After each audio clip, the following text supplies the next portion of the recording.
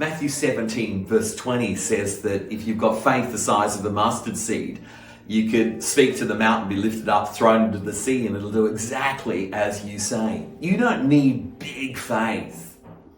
Sometimes we think we need to have a lot of faith. You don't need a lot of faith. You just need a mustard seed of faith. It's not the size of faith that counts. Some people say, I feel really full of faith today.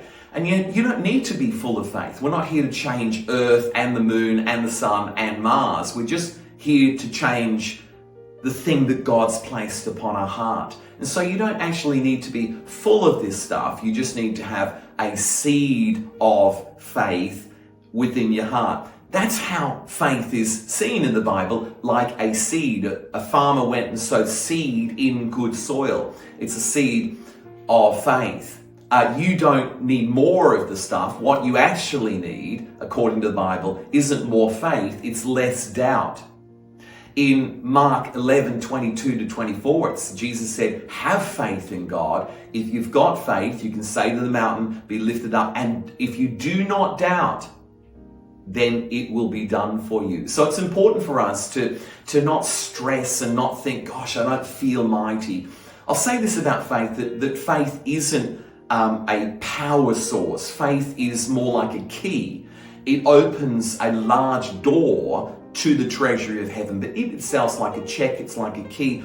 It doesn't need to be a big charity check. It doesn't need to be a large key. The problem we have on Christian television is everyone walking around with large keys and large key sets. It's rare that you feel powerful, because faith is more to do with authority than it is to do with power. And so all you need is to realize that it's just a small amount of faith that opens the door to a large amount of the miraculous of God.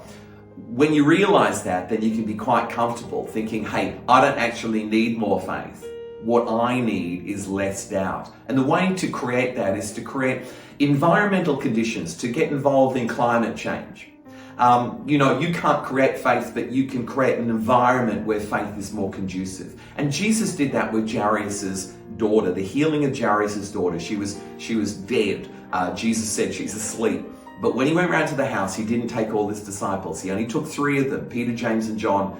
He took into the room with him. He pushed out all of the overcriers, all of those who were filled with misery and doubt, all of those that were cynical. He kicked out because he wanted to create the right environmental conditions. And I think it's the same with your life. I think sometimes cynicism is part of the foothills of the Himalayas of unbelief. Sometimes cynicism, it comes in because we're exhausted. Sometimes we harden our heart because we've been disappointed in the past. But it's now time to create a culture around about us, a culture that's conducive to faith, a culture where faith can live and breathe, a culture where faith, the seed of faith, can be planted not on hard soil, not on overcrowded soil, but on good soil, the good soil of your heart, and it can start to grow into the miraculous that God has for you. And may I encourage you, you don't need more faith, you just need less doubt.